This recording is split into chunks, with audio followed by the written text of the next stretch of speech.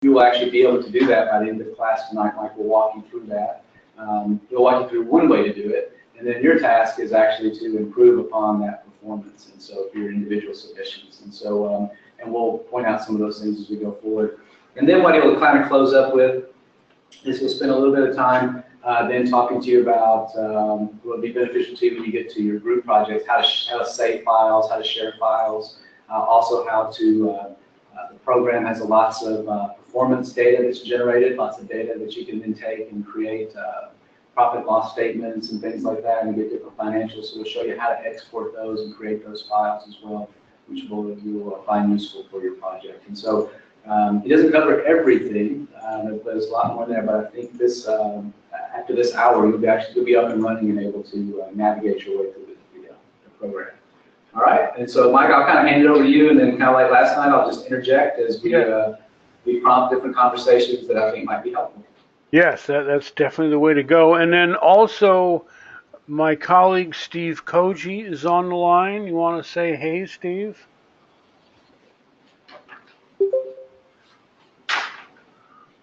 We've been having trouble. Steve, can you hear me? I don't know. Maybe the audio isn't quite. Good evening. I'm sorry. I was muted. Good evening. Welcome to SCM Globe. We hope you have lots of questions. All right. So what we'll do is we want to have a real interactive session. I'll start out with some of the points that Chris mentioned here to begin with. But as you have questions, just go ahead and type them into the chat box in your GoToMeeting control screen. Does everyone see where you can type in messages in the chat box? And then Steve and Chris will monitor those messages, and we'll just, that'll be a great way to guide us toward things that you really want to hear about. So I guess we'll just go ahead and take it from there. Yes, all right. All right. So when you start out, the best way to begin is to click on that little blue button there that says Start Here, and take 15 to 30 minutes and go through the Getting Started section. And really that is comprised of 3 videos, each about 10 minutes long. A lot of people tell me that they check out the videos and they're good to go. I'm a little bit slower, and I like to also see pictures and text, so the other 4 tutorials are pictures and text, but it's a repeat of what's in the 3 videos. What you're seeing here on the screen is high-level introduction, the conceptual design, as they say. What you're going to be doing is literally painting your supply chain, any supply chain, on a map of the world. We leverage Google Maps, so we have all the power of Google Maps, plus we've added our own simulation and reporting model building logic on top of that. Every supply chain that you create is going to be a model created from these 4 entities: products, facilities, vehicles, and routes. We're always asking people what other entities should be in there. You guys may well come up with some thoughts. A number of people have said, hey, there needs to be something called time, and you're absolutely right. The simulation plays out over time, so implicitly time is already taken care of. We are always listening to feedback that we get from people using this, so what you're seeing actually is the product of going into our 5th year now of continuous iterative improvement based on comments and feedback from people using it. Once you have basically once you're creating and placing these 4 entities on a map the same way that you would place chess pieces on a chessboard, or if any of you are familiar with military wargaming, not that this is a war game, but we use a lot of the same principles where you, in a war game, which is not a game at all, actually, it's quite serious, and your playing pieces are the military units that have certain capabilities, etc., and you place them on the board, the game board, which is a map of the world, and then you proceed to start simulating their interactions to get a sense of what might well happen if you did that in the real world. That's what we're doing here with SCM Globe. So once you've placed your pieces on the map, then you press simulate, and we will do the math. The app here is going to do all the math. You do the thinking, and that's the power of this. Is we want to harness that awesome human creativity with a computer power to really crank out the numbers. When you scroll down a little bit, this fast track quick start, these are the key links. This first one is activating an account. I'm guessing you've all been able to log on, activate your accounts. Is that true? If anyone is having problems activating, purchasing, type a comment into the chat box, and we'll take care of that this evening. The other 5 links are the ones, click on them all. If I click, and I won't read through them, you can do that, but I'll click on, we'll briefly take a look at them. So there's 3 tutorials, starting out with just creating a supply chain from scratch, and then taking a look at how you use simulations to investigate performance, and the kind of iterative process, which you'll see this evening as we work through this. Also, if you read the frequently asked questions, you're going to thank yourself more than once. There are 7 questions, not 21 or 58, just 7 questions that over the last 4 years, time and again, people have have run into these. It's confused them. So we've really tried to make clear, concise answers to those 7 questions. Guaranteed all of you will run into at least one of these. And if you look at the FAQs, you'll save yourself hours of frustration. I don't want you to be frustrated. So I won't read that, but you can check that out on your own. And then at the bottom of the FAQs is the bug report. And there are presently 2 bugs.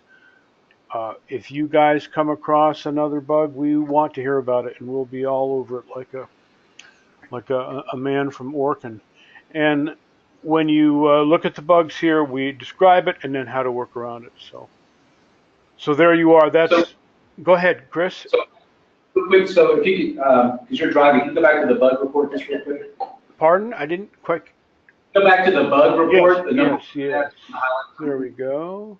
So, for example, guys, when you get later on, what you're going to get to is after you run your simulation for 30 days, you'll have the option to export the data into an Excel file. And then you have a template. You just cut and paste that Excel file into an Excel template. It automatically generates all the cost factors and things like that, so a report. And so one of the bugs there, though, can significantly impact what you're doing there, because it's one of the bugs is that it doesn't always provide all the trucking, all the costs and stuff related to your transportation. So this is one, for example, a known bug in the system. That's why it's important for you to kind of pay attention to some of these things, because that could impact. So if it's in one report and not the other, then you're figuring out why am I not saving money, and it could be that you didn't capture something may have happened when you weren't reporting all your costs properly. So this is an example of kind of making a note of this particular bug, for example, that when you're doing that, you don't miss some information. And it'll make more sense when he shows you how that report prints out later. So, all right, Mike, thank you. Okay, yes. So what I'm going to do is we'll just log on, and we'll jump right in. We'll jump into the deep end of the pool. When you first log on, you come to your account screen. Navigation buttons are always in the upper right corner of the screen. If you want to view the library, right there, that button called View Library, I click on that. And these are the supply chain models that are in the library. They all relate to case studies. The one you guys are going to be working on is Cincinnati Seasonings. And of course, you can use any one of these that piques your interest. Any one or all of them. Start with Cincinnati, because the rest of them become progressively more realistic and challenging. Not that Cincinnati isn't already realistic and challenging. When you click import, you can then type in whatever name you can. I'll call it Cincy Seasons. And then I'm going to save it. And what I'm doing is I'm saving a copy of that supply chain model to my own account. I'm going to click on my account. There it is, Cincinnati Seasonings. You'll also notice your account screen is divided into 2 pieces.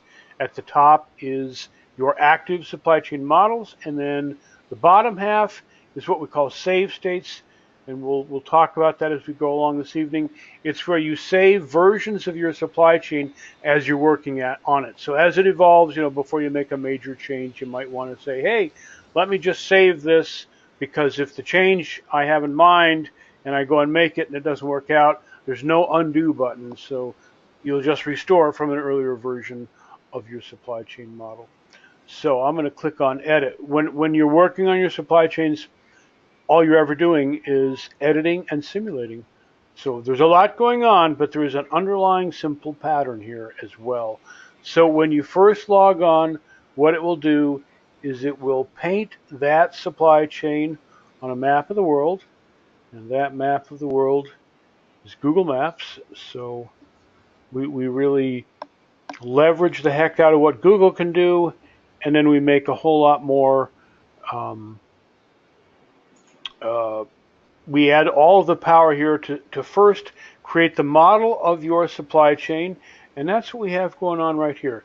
You are seeing, with the use of the 4 entities, and here they are: products, facilities, vehicles, and routes. So you're seeing a model of the supply chain. We've worked a lot on visual presentation. There is so much going on that without good visuals, I think you tend to get lost. You tend to miss the forest for the trees. So as we're zooming in here, we can see these facilities that we've placed on the map. Let me click on products. We only have one product right now in this supply chain, just to keep things simple. It's called the Spicy Cube. You can think of it as our company here is a make-believe company, but actually pretty realistic. And it makes food seasonings. So this is a standard shipping case. It is 1 cubic meter in size. It weighs 40 kilograms. Its price is $1,000. And you could think of it as a collection of all the different spices that the company makes. I'm going to close that box, and we're going to take a look at facilities. So these are all the facilities, and I'll pull back a bit. And when you look, you can see we've got these 5 facilities to begin with. As the case progresses, you'll be adding more facilities. If I click on one of them, like Fort Wayne, and we bounce that facility, and we open up a dialog box, and it shows you a little bit of information, which is actually, from a supply chain point of view, a very rigorous definition of what that entity known as a facility is capable of doing and what its demands are. I see, for instance, its storage capacity here, 850 cubic meters, its daily rent cost per cubic meter, its operating cost, which would be its non-rent, labor, utilities, whatever the accounting folks tell you to put into that number, just put that in there. And then its demand. And then we can also see what the quantity on hand is. So if I now click on a facility where there are vehicles and routes that originate at that facility, such as the DC, the distribution center, you'll see that on the map as well. And when I take a look here, you can see that we've now here, it's a warehouse. As you get into this, you'll see that there's a lot of already defined facilities that we have available. They all come with their default values. You'll be just using the defaults here to begin with. Later on, certainly if you were modeling like your own company's supply chain, you would type in numbers that are relevant. Sometimes you can get into doing some research. It all depends on what Chris is going to instruct you to do. We can see that right now in that warehouse there are 4,000 of the spicy cubes on hand. There's no demand at the warehouse because you only register demand at facilities where the product is sold or consumed, not where it's just passing through. A warehouse, it just passes through. It's not consumed there. And the on-hand quantity will vary depending on the amount being delivered from the factory and then the amount being taken out for delivery to the stores. So now that I've selected a facility where there are vehicles assigned, I can click on vehicles, and I'll see we've got 4 trucks here. And if I click on a truck, again, really focused on that visual clue. So as I'm clicking through these various components of the supply chain, you're getting a sense of what we're doing here. It opens up, it shows me the route that that vehicle is running. It tells me a little bit about the vehicle. Here it's a small truck. And of course, we have loads of other kinds of vehicles, which we'll kind of focus on the trucks tonight, but all those vehicles behave differently as they do in the real world. We can see that was a small vehicle. We'll leave it at small. And you can see that its carry volume, its carry weight, its speed, its operating cost, carbon generation, its delay between departures. Delay between departures, you'll come to realize is significant. And what it means is that it's going to run its route and then it'll wait for 20 hours and then it'll run its route again. If I click on, for instance, truck number 4, what I see is, and I'm going to close out that one. So truck number 4 is running up to Indy, over to Fort Wayne, and then back again. And if I click on the delivery route that is associated with that truck, here I see, here it is, and we have, you can see what we're doing. We are going out to Indianapolis. We're dropping off 20 of those spicy cubes, and then we're continuing on, as you see here on the map, to Fort Wayne, where we're dropping off 30, and then we're coming back to the distribution center. And I can see I am then waiting 10 hours at the distribution center and running this route, this delivery route again. So what we've just done, go ahead. Yeah, so Mike, could you, if you're driving, could you just walk through a couple of things and highlight some stuff? Could you just go back to the DC and Yeah. kind of highlight the things to the... Yep.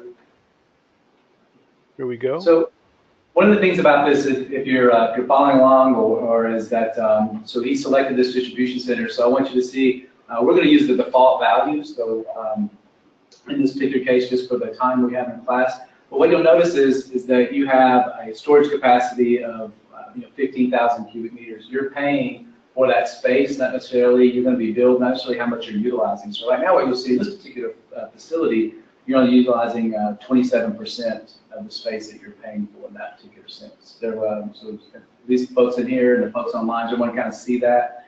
And then you have, then you also have operational costs. And so there's costs being driven by how much space you're paying for in this particular facility. So later on when we get to cost, here's one source of your cost, both they're plugged in.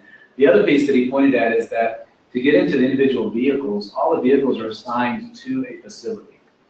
So if you want to find, then you have to start with the Seasonings distribution center, highlight that first, and then click vehicles, and it'll show you the 4 vehicles that are currently assigned to that distribution center. And then each one of those has different routes that it's running, as he was highlighting. So for example, he touched on, truck number, let's see, what's that, truck number 3. Right. So truck number 3 is considered a large truck.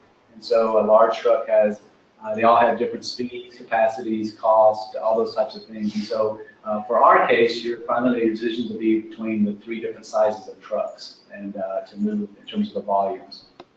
So what you can, when we get into this in a minute, he does a simulation, what you'll see is kind of like what we talked about last class when we were discussing warehousing, is that you start to make trade-offs between transportation and warehousing and where you allocate your costs. And so you'll see some of that start playing out as we go forward. One of the other things that in this initial, we got into a little bit last night in that video, but you'll notice when they came up, the routes are kind of pre-established. And so when the routes are pre-done, or once you've created them, it's, he highlights that it's one of the issues is to change those.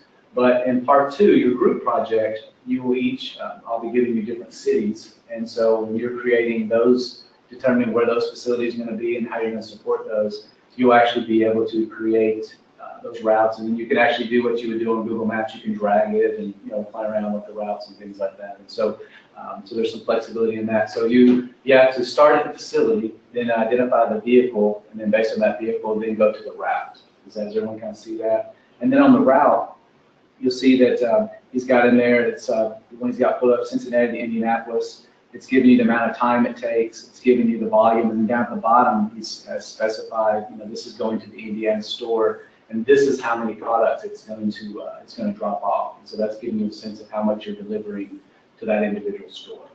Right? So you have to get to all the information, you have to really drill down to start the facility, and then look at what's the truck, and then what truck is actually moving and how much is it moving to the other locations. Does anyone see that? Any questions in the room or online about that? Or Mike, anything I didn't cover well? No, that's good. At first it's going to feel kind of awkward. It's like trying to learn the steps of a dance and then actually do it, which is even the simplest of steps I find very difficult to do. But you're gonna get the hang of it. It'll click, and you'll always start to think in that sequence that Chris just said. It's the facility, the vehicles assigned to that facility, and then the routes that those vehicles are running. And as you start to do that, and we're always interested in your thoughts about how to make things more. Our motto here is intuitively obvious. Mike, hold on 1 second. I've got a question from a student. Yeah. We can change any ride in this facility or vehicle around. For example, for the maximum storage capacity, the type of warehouse or airport or factory, we can change everything there. Yeah, so the question she was asking, Mike, and since I can't drive, if you could, she was asking about if you wanted to, in terms of making changes to the individual facilities and things like that. You can change, yeah, and it's entirely up to you, Chris. You can change any one of these numbers anytime you want. Right. Now, for our case, though, so the answer is that in terms of the cost factors, we're going to keep those all common. But what you'll see when we get into Cincinnati Seasonings, it's designed, it's going to break 3 times before we get through it tonight. And some of those are issues with storage capacity. So one of the things you might choose to do is increase the storage capacity of one of those facilities, and that is a number you can change because that adjusts your costs. You would incur costs. Yeah, you incur costs exactly as you expand space or you reduce space, then it influences your costs. So when you guys are going through and trying to find ways to improve performance, that's one of the things you want to look at is, do I need this much space? Am I using this space adequately? And those types of questions. So you can do that. In terms of changing the facility, you can also add facilities. You won't need to do that in the first assignment, but when you get into your group, you will have an option there then to add facilities or delete facilities. I mean, if you find that you can run it with fewer facilities in the future, that's all completely up to your groups to be able to do that. You can also add or delete trucks. We'll use trucks in this case. The simulation has other tools. You can use rail and air and all that. But again, given the amount of time we have and the level of complexity, we're just going to stick with the trucks for this. We can change the size of the truck. We can change the size, absolutely. That's a great. So in terms of using that, and I think you'll see some of that when we walk you through the case. We'll use that as one of the examples of how to help address one of the issues. What you could think of is that you can do anything that is not specifically prohibited. I always like that because then the whole world is open except for a few things, and it's just these 3 things right there, and it's at the bottom of the case study. Every case study has an introduction, and so if I go up here, I've clicked on Cincinnati Seasonings, and we have put a lot of work into this to be clear and succinct. Since this is the one that most people start with, we really think that this, we've put a lot of links and stuff in here, so it's really a concentrated way to come up to speed quickly. It will be worth your while to just read through the intro to Cincinnati Seasonings online here before you start, and then what you'll see is that there are 3 challenges, and we'll do that right now this evening. First challenge will be just get your supply chain to run for 30 days. 30 days is the number. And then the second one is, okay, now you got to run for 3 days. Now add a couple more stores and keep it running for 30 days. And we'll check that out. And then the third one will be, okay, now you've got this expanded network running for 30 days. Now circle back and keep it running for 30 days, but lower your transportation cost, lower your operating costs, and reduce your on-hand inventory. That's going to be a challenge. And it will be very realistic, and it is perhaps the essential challenge that every supply chain professional deals with every day. There are competing demands, obviously, and you'll run right into them. All right, so I'm going to log on, and we'll load this supply chain, which we've already done right here. we've taken a look at the four entities and how they're used to create the model of the supply chain. Now I'm going to click in the upper right that simulation button, and we'll go to the simulate screen. We call it the sim screen because we're really cool. But anyway, it's too many syllables to say simulation screen all the time. So the sim screen, and what you can see is it paints that supply chain on the model on the map of the world. And then to play it, I'm going to, again, the upper right, I'm going to click on play, and it will start to play. And I mean, our model is calculating the interaction between all those entities on an hour-by-hour basis. We are aggregating that up into 24-hour increments and displaying them here as days. And as Chris said earlier, we've deliberately built 3 pitfalls into this supply chain, and depending on how you resolve those challenges, your supply chain, your simulation will start to take on its own unique trajectory. So the first one that we've come into is this. It says not enough storage capacity in Fort Wayne. I click OK. And sometimes there's going to be more than one error that we'll find. And we'll keep track of them. They'll always be in the lower right there. And then this dialog box opens up with a snapshot of what happened at that facility at that moment when there was the supply chain broke. And what we're going to do is the very first thing, and again, what we advise, there's the introduction and then how to get started.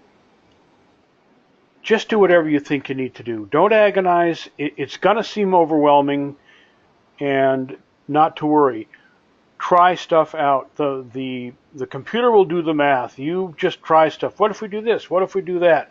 Don't worry about it, because the computer will tell you how well it works. So we're going to throw money at the problem and just do a brute force getting through to 30 days.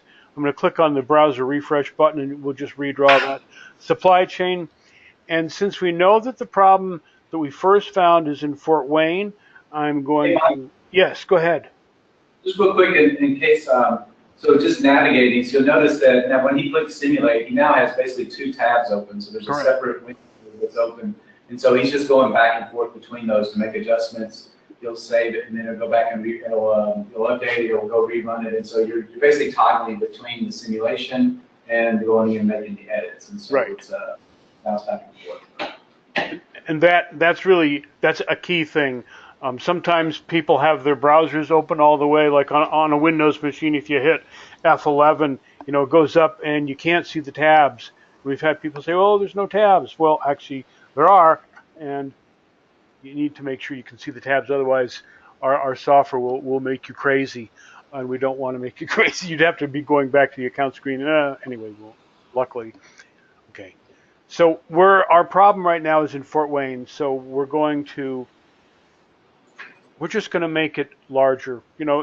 This simulates. People said, "Oh, you can't just add a whole new shed out and back in a day." Well, you can, and that is because public warehouses are there for that reason, that very reason. It's a massive business everywhere. If I was that store manager in Fort Wayne, I suddenly had a massive overflow, I'd call up my local public warehouse and I'd say, "Hey, I need to rent some space. I have a massive overflow right now." And presto, hey, they would charge me for it. It would not be cheap, but I can do that. So we're not pulling stuff out of thin air. So I just increased my storage capacity at Fort Wayne. I'm going to go back to the tab that has my simulation screen on it. I am going to click Reload Supply Chain because this is a cloud-based app. So when you type things in on the edit screen, it doesn't immediately also update them on the sim screen, and that's what we just did when we reloaded it. Now I'm going to click play, and it'll start to play out. And you could imagine that we've solved one problem only to lurch into a third problem. But that's the fun of it all. And as we're going along, I can click through, and I can see what's going on. I can see my on hand at the different facilities. When the line is going down, like it's going down there, it means we're not delivering enough product to that facility to keep up with demand. When I look here at the Indie store, I can see my line is going up generally, and that stair-step pattern means something, which we'll get to. at Fort Wayne. We can also see it's going up. All right, so it says we have run out of the spicy cube in the Louisville store. And when I looked at Louisville as we were clicking through, and we could see that, it was just headed for the bottom. We were not delivering enough product. Here is a little snapshot of what happened at that moment. At that moment we needed 20 more of the spicy cubes than what we had on hand. And we went negative there. So we need to get more product down to Louisville. And we're going to leave that sim screen open so we can kind of remember what the heck was going on. And I'm going to go over, click into my edit screen. And now I know that I'm getting product down to Louisville from trucks that are based at the DC. So I'm going to click on the DC. And then I'm going to look there at the vehicles. And when we looked at them, we saw that it was truck number 2 that runs down there and truck number 1 that runs down there. When I look at each of these trucks, I can see they're both small. Truck 1 and 2, both small trucks. And I go back and I look at the facility, and I see that my Louisville store, my demand is 100 per day, and these trucks at most, given that the spicy cube is 1 cubic meter and they each could carry 40, we could only get 80 down there. Now, I could make my trucks, I could make these 2 small trucks run even faster by just reducing that delay between departures numbers. So instead of running down there about once a day, I could make them run down there twice a day. Or I could do I could say, hey, what if I make truck number 2 there, what if I make it a large truck? I'm going to click on large. Now notice it updated the default values, which we'll just keep in place. And I'm going to click update. Sometimes I forget to click update, and then I go, wait a minute, the model didn't update, and it's because I didn't click update. Now I'm going to go to product right here, the route, and I can see that I was dropping off 20 before, but I know my truck can handle 100, and my demand is 100, so what the heck, let's just send 100 down there, see what happens. So I changed it, I clicked on update, and we're seeing something here. I've noticed in the last couple months in the evenings, our internet connection runs slowly, and you may see that yourself. Who knows? We're in Chicago, so who knows what's going on. But you see that twirler when it keeps going around and around like that. My attitude with computers, and heavens knows I've devoted the best years of my life to computers, is give them a little bit of time, but if they keep it up with that, I don't need any more of that.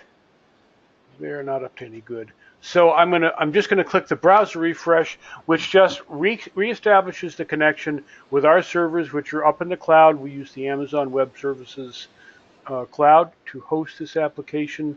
And if you find that you get into one of those endless twirler sessions, do what I'm doing right now. It's also in the frequently asked questions. And then let's just take a look and see how far we got there. We were updating that drop quantity on that truck. I think we said truck number 1, that was the small truck. Truck number 2 is the large truck. The drop quantity was stuck at 20. Let's make it 100. Click update. And now let's also, while we're here, we don't need that other truck, that truck number 1, that small truck. Let's just remove it. We'll save the cost of it running down there. So I've selected that truck I want to remove. I'm going to click on the remove button, and we will remove it. All right, now let's go back and see what happens. So I'm going to click on the tab where my sim screen is. I'm going to click reload supply chain, and we'll run it again and see what happens. So you see the interactive nature. We're going back and forth on editing and then simulating to see what happens. All right, I'm going to click play one more time. We'll see what happens. Are there questions? Are you seeing a certain logical pattern to the way we're interacting with the model and running the simulations? And questions about how the software works? Anything? Just type it into the chat box.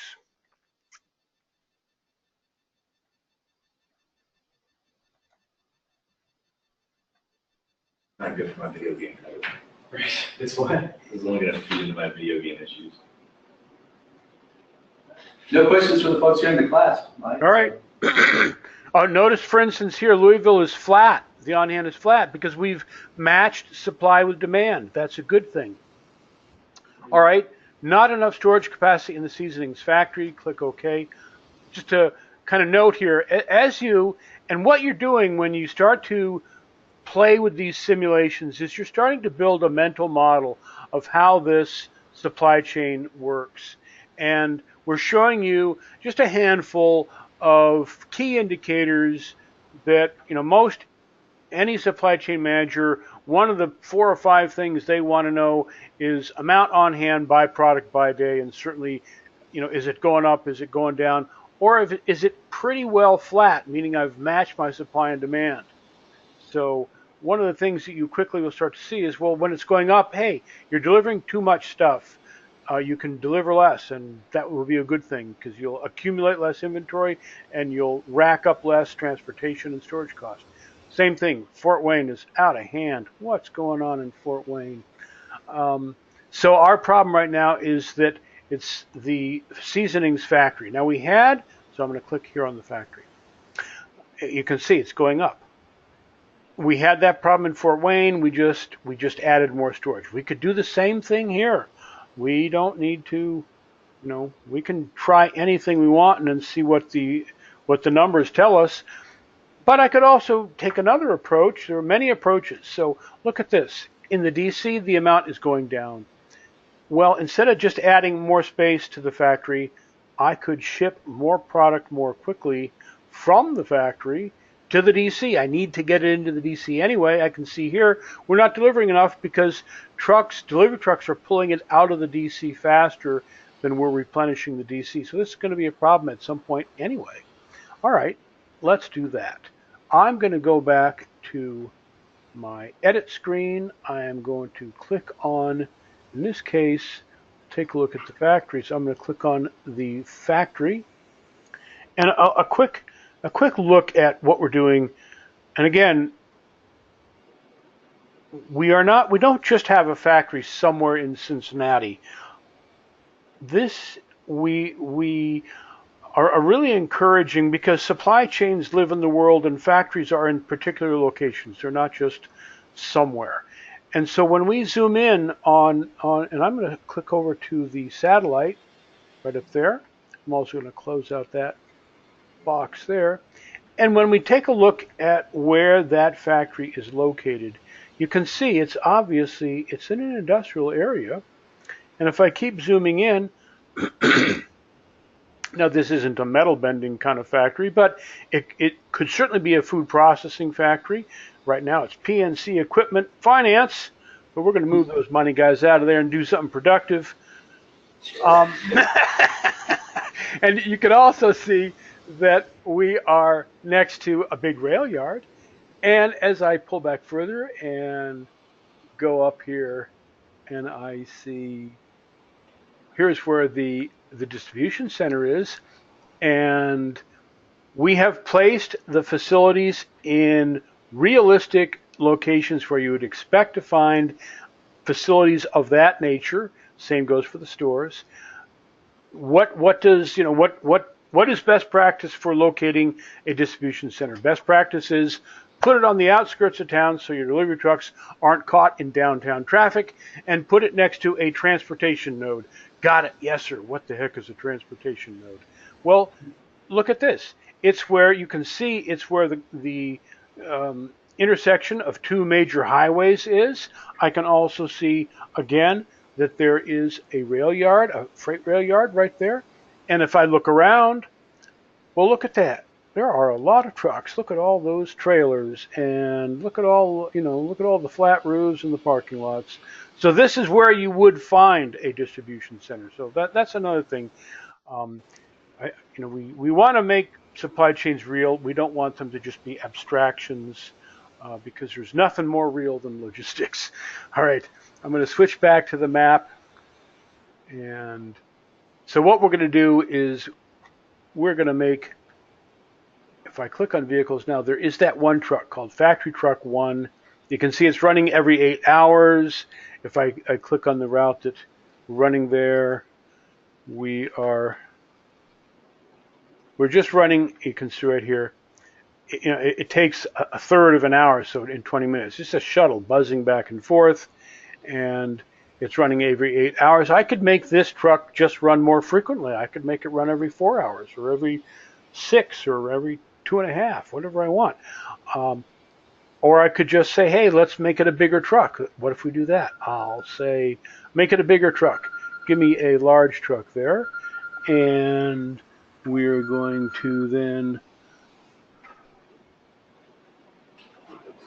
we'll just, yeah, that looks good. I'm going to click update. I'm going to go to highlight that vehicle again. And then we'll take a look at the route, and we'll max out the route here. So instead of just dropping 30 out there, I know that my truck could carry 110 of them. So let's just max out the truck. And I'll drop, instead of dropping off 30, I'll drop off 110.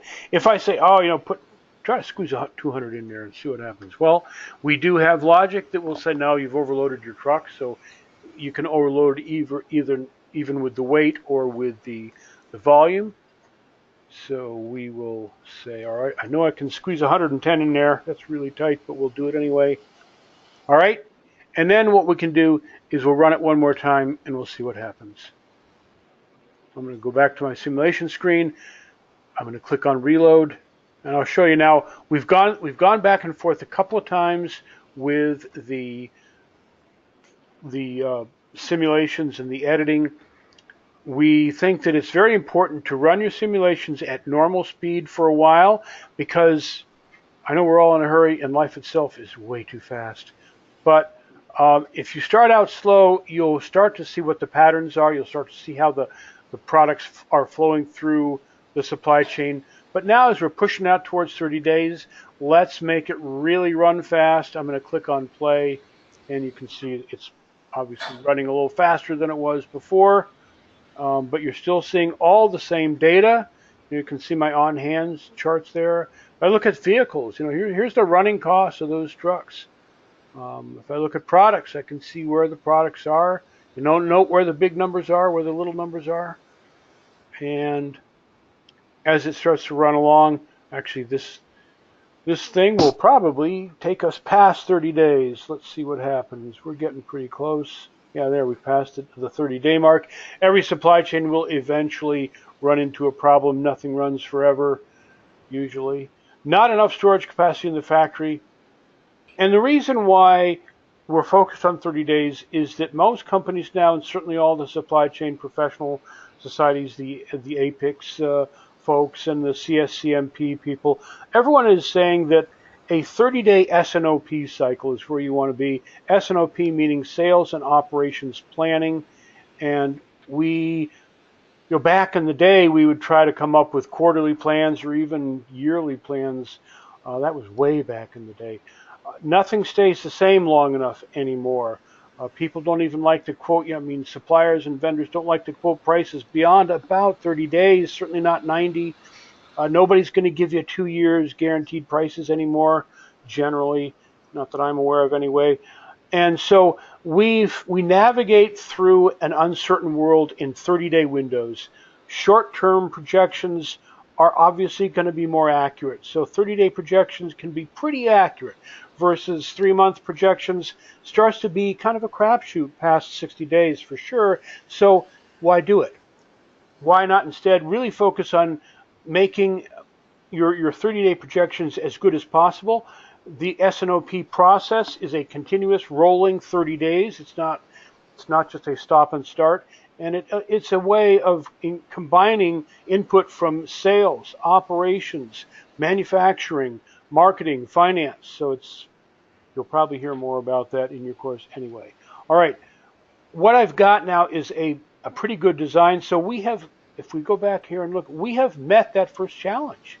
Now we got it to run for 3 days. We were, as the White Sox say, and I'm in Chicago, winning ugly, but we won. We hit that 30-day mark and we surpassed it. And now what I'm going to do is you'll notice that whenever you either click on the stop button or it finds a problem and stops, this button here will appear, export results to Excel. So if I click on that, and it doesn't have to be Excel, it downloads a CSV file, comma separated value file. You can open it up in any spreadsheet in the world. I don't know of any spreadsheet that won't open up a CSV file. So I'm going to click on that. I'm using Excel, so it'll open up in Excel, and we'll just spread this out a bit. All right, so you can see the kind of information that we're downloading, which you can then just start analyzing 7 ways from Sunday. And what we've got is, and let me just, we've broken it up into different sections. So the first section, and we ran that sim for 35 days. So it's by day, by facility, it's showing us what we had on hand. So every day we can see what we had on hand at the different facilities.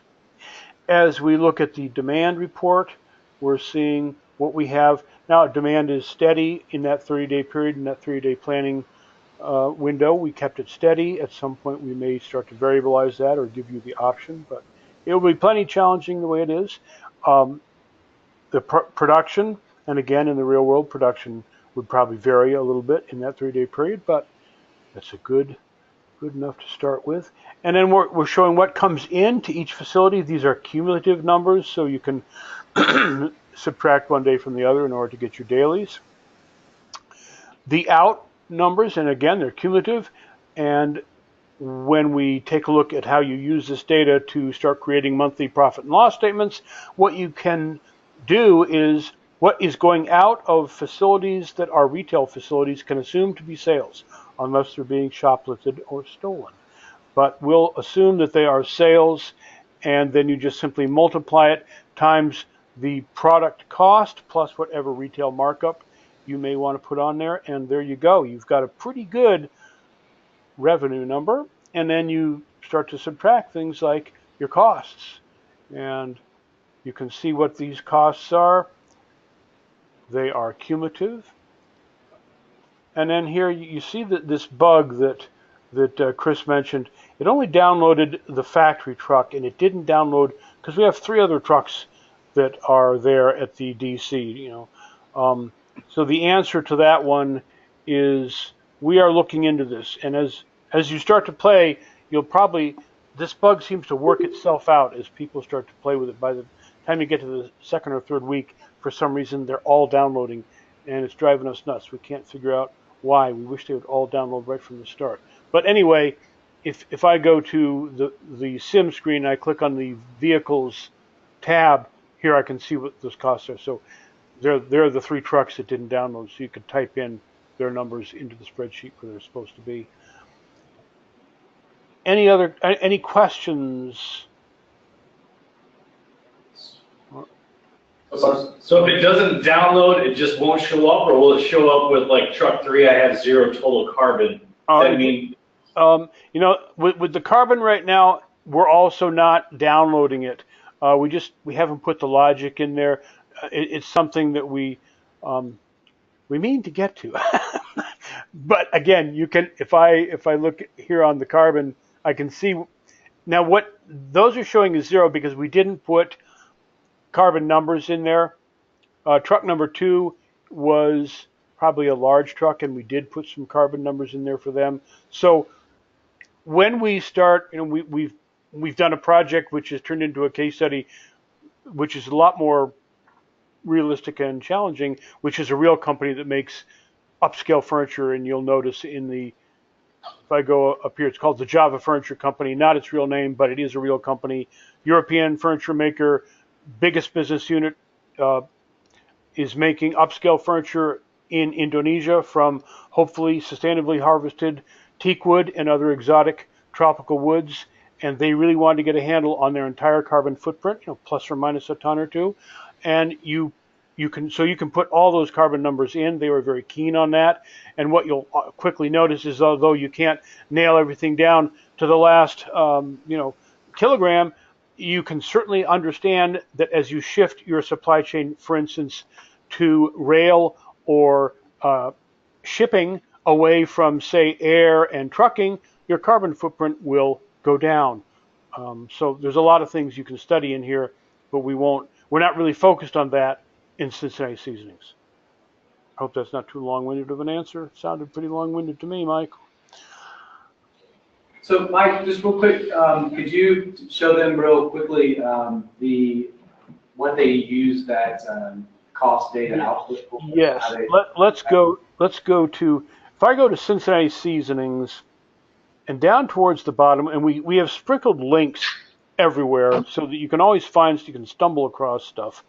And there is a link to analyzing simulation data, which, and again, in the getting started and as you get started, we don't want to just overwhelm you. I had a boss who once said, "God, it's like drinking from a fire hose," and I love the analogy.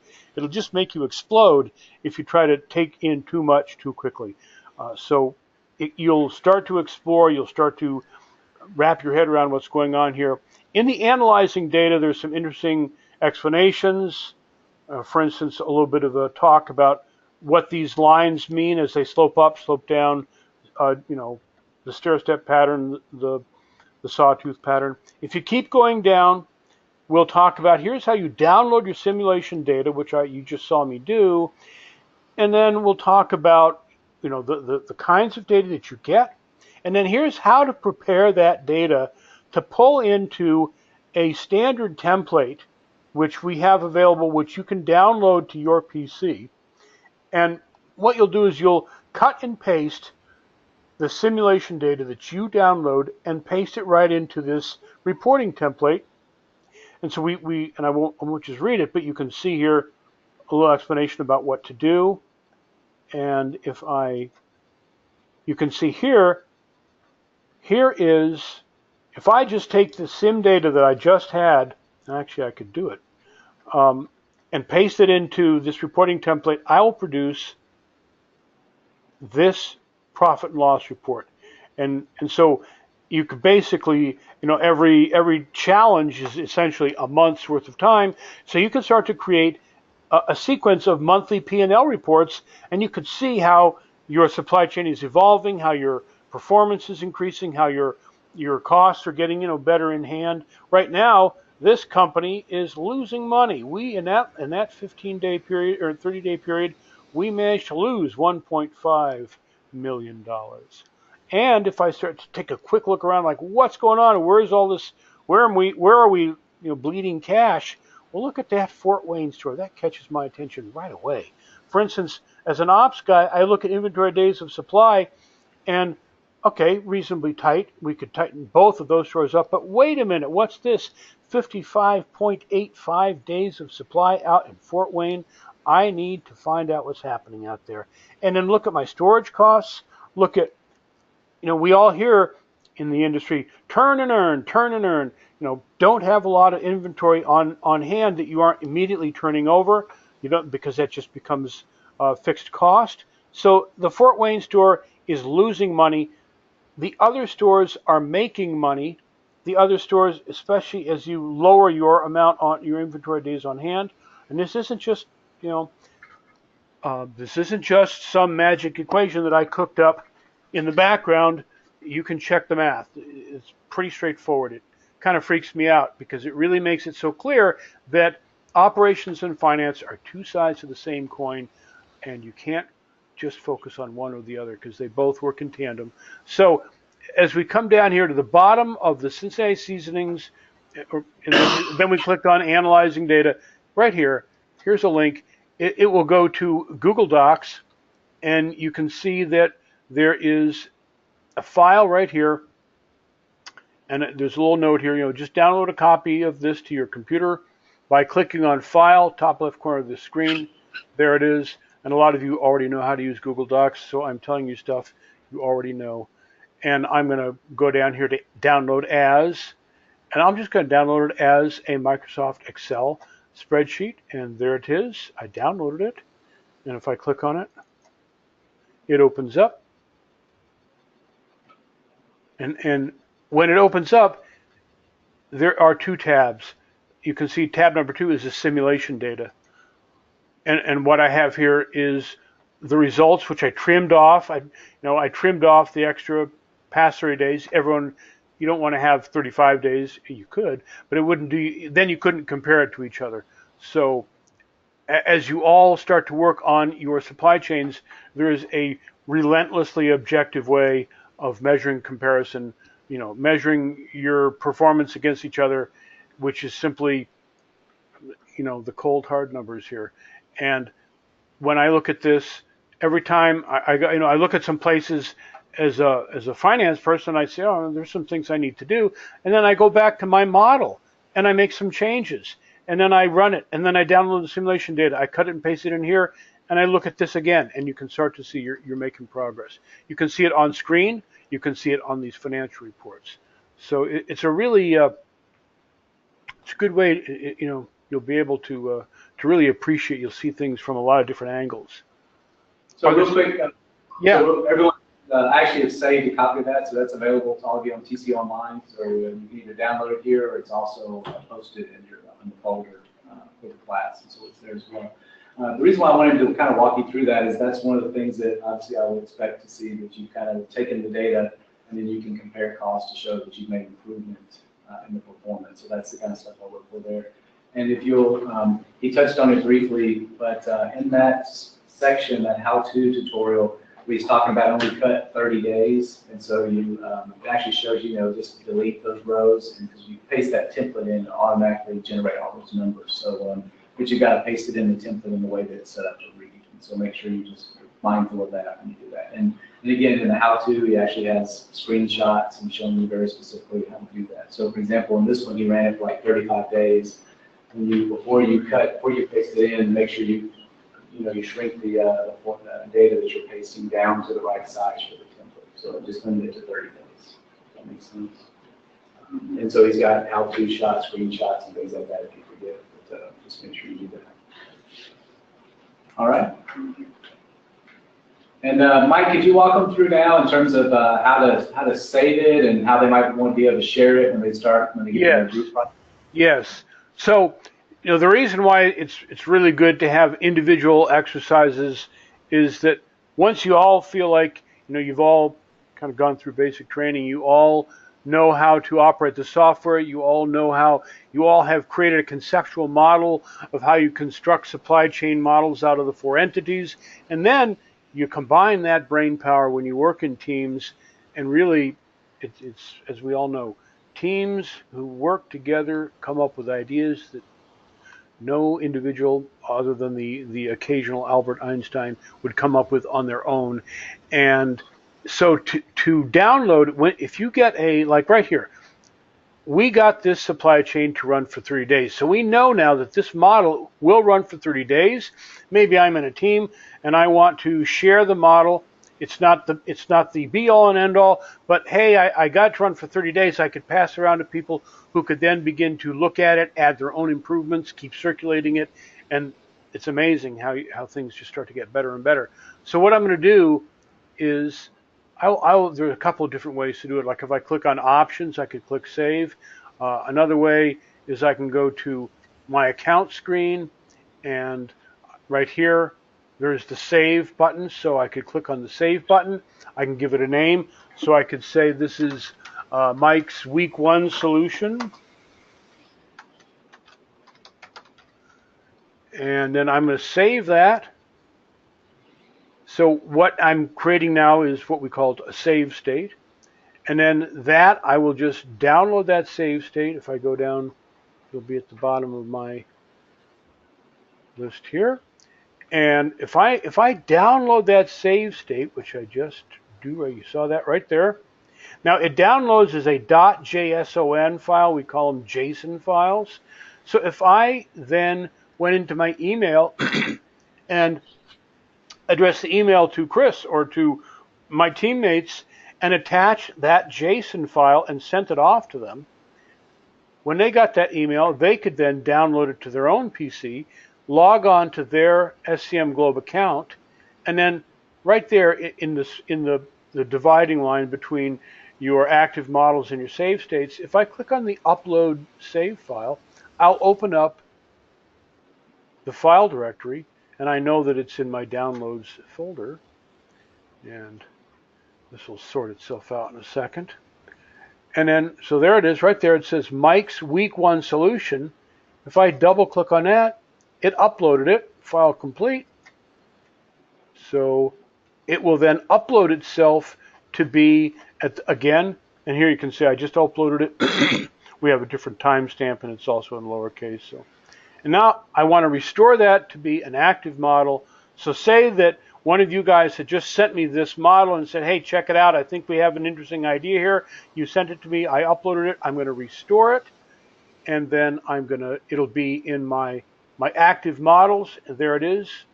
And I'm going to click edit. And I can start looking at it. And I can edit it. I can change it. I can run. So I might look at it and say, wow, that's pretty cool.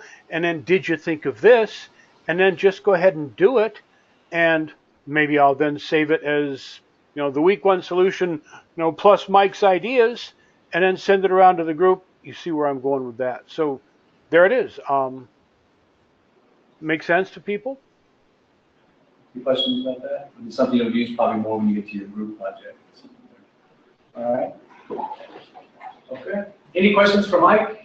Anything else technology-wise? So again, much of what he went through today, if you've gone through the videos or if you go back and dig deeper into the self tutorials, a lot of this is content that's in there. There's, like he said, there are literally links buried throughout the document that you can go through and see. What I wanted to kind of wrap up with is just for folks that are here and the one online is that, so what I'm looking for you to do for the first task is just to get it to run for 30 days. So if you were following along in class tonight, you finished the first part, right? I don't expect that to be a huge challenge for anyone. But capture whatever that was that you were able to do. And then your next individual task, though, then is to improve upon the performance. So, for example, the one you saw, it's still running negative. It's running for 30 days, but we are actually losing money. And so each of you individually to go in and make and think about those decisions you had to make and well did. Unless you create other errors, then there'll probably be those 3 situations you'll have to address unless the decision you make creates other problems in your supply chain. But how would you make those, or are there other decisions you can make to run it more efficiently? And so that's what I'm looking for you to do. So if you think about the decisions that he made, the first one was dealing with transportation. So he's looking at the speed or the volume of the truck. There's different costs associated with that, but there were other ways you could have addressed that problem. So you could have addressed storage space, you could have addressed a number of other things. You have lots of options on how to do that. And so the reason why I like this simulation and I've chosen for this class is that it allows you to have to actually go in and make many of those trade-off decisions that we talked about in class between storage, speed, transportation selection, and it plays it out for you. So, so like you said, there really isn't one right answer. There will just be some answers that are better than others. And so I'm looking for you to go in and explore. And with this simulation, you can do things through trial and error. You can test things out over time. And so as you get more familiar with it, start making use of the reports and getting a sense of what's going on, like you did at the beginning. Go look at things like inventory turn and how much excess inventory you're carrying, and are you really utilizing all the space that you're paying for, and start looking for efficiencies and things like that to run your supply chain. So that's the real. I don't expect anyone to really struggle with getting it to run, because if you just follow directions, you'll be able to get it to run 30 days.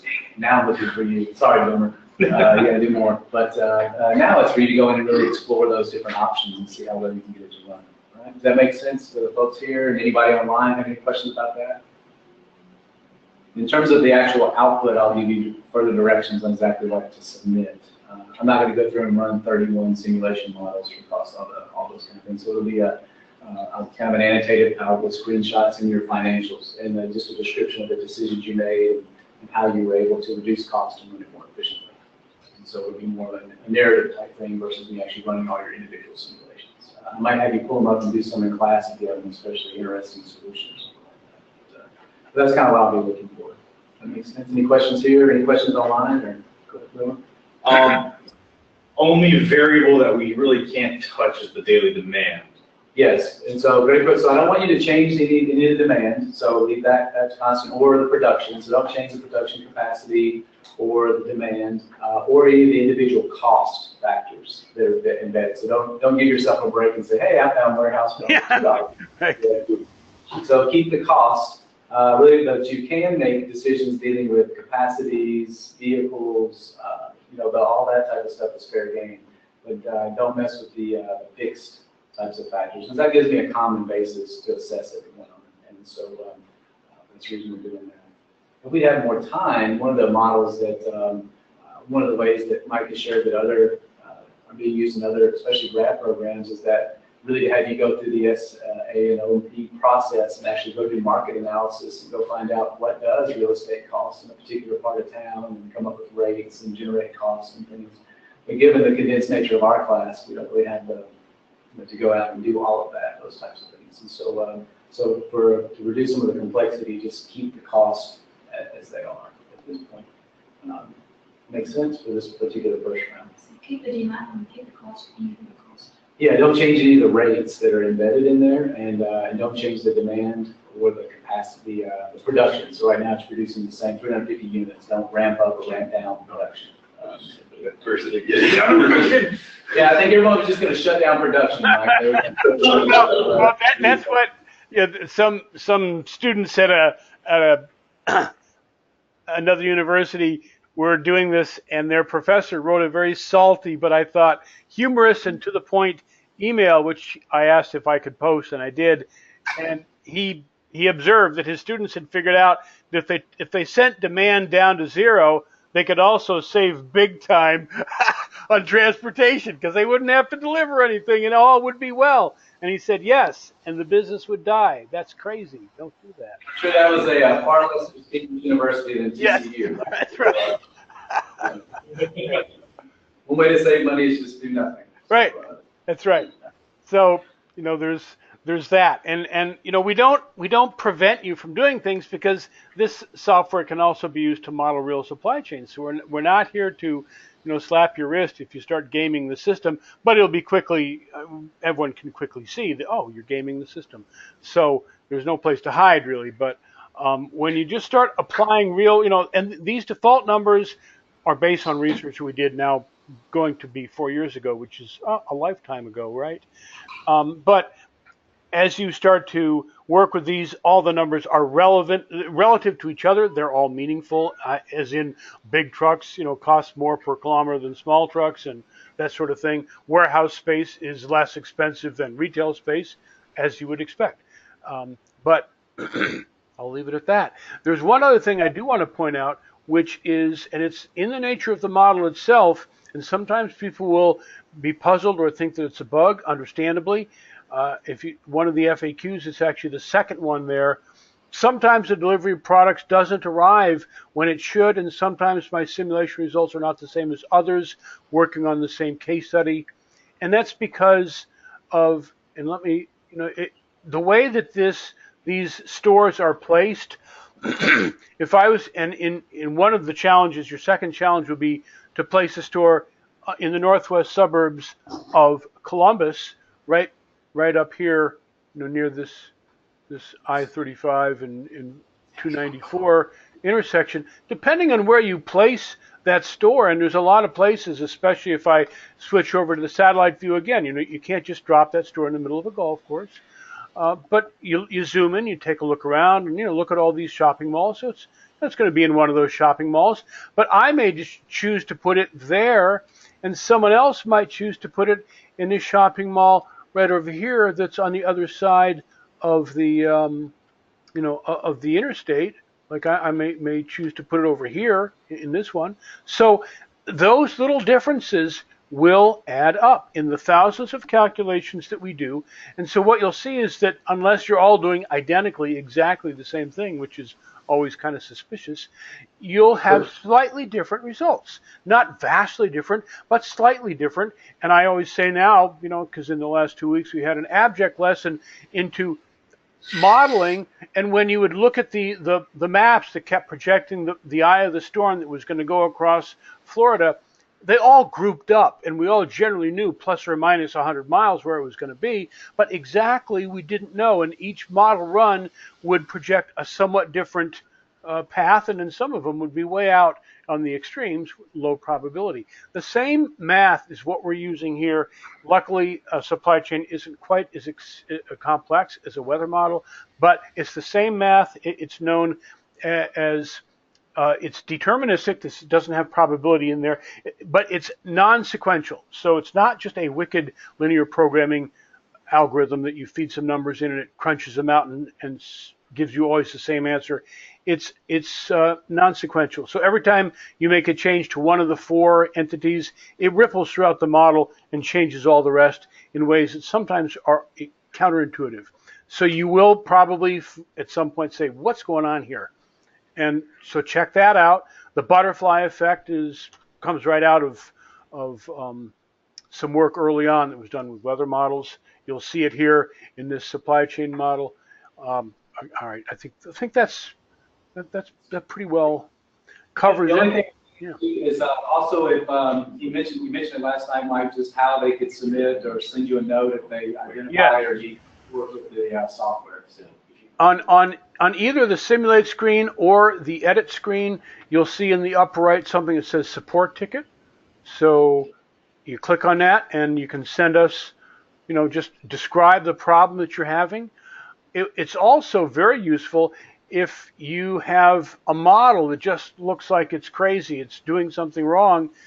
Like I just showed you, download a JSON file, a copy of your model, and send an email to info@scmglobe.com and attach that JSON file. And we'll get it, we'll load it, we'll look at it, and we'll say, you know what? You discovered something we never saw before. Sometimes students come up with solutions that I'd never thought of. And last winter, there was a student at a school up in Wisconsin. He was already working at a big trucking company in Green Bay. He needed to, continue his studies to keep his... Don't give away too much information here. I won't. All I'm going to say is that this guy came up with a knock the ball out of the ballpark solution. Well, not just incrementally better, but a whole new level. And I won't tell you how he did it. You can figure it out for yourself, especially if you've been in the business for a while, as this gentleman was. And I just never thought of it. So he sent me, actually his instructor sent me the JSON file and said, can he do this? And I loaded it and looked at it. And I said, yeah, he can. Wow, that's great. He said, he gets an A+. Absolutely. So have fun. We want you to learn the software. We've really worked hard at making it simple to use, which is to say the software hopefully is simple, but the challenge, the supply chain challenge, will be a challenge. Okay. All right. Any questions from the folks out there online? Good. All right. As you'll notice, Mike has actually recorded this as well, and so he will convert this over to the video, and then I will post that out in the spot where you can find it as a class. So if you want to go back and with this video and the tutorials, I think you're fully equipped to go out and do what we're looking to do with it in this particular class. So thank you, Mike. I appreciate your time and appreciate you walking through this with us. Oh, you're very welcome. Very welcome. Okay. Good night, all. Good night. Thank you. Thank you.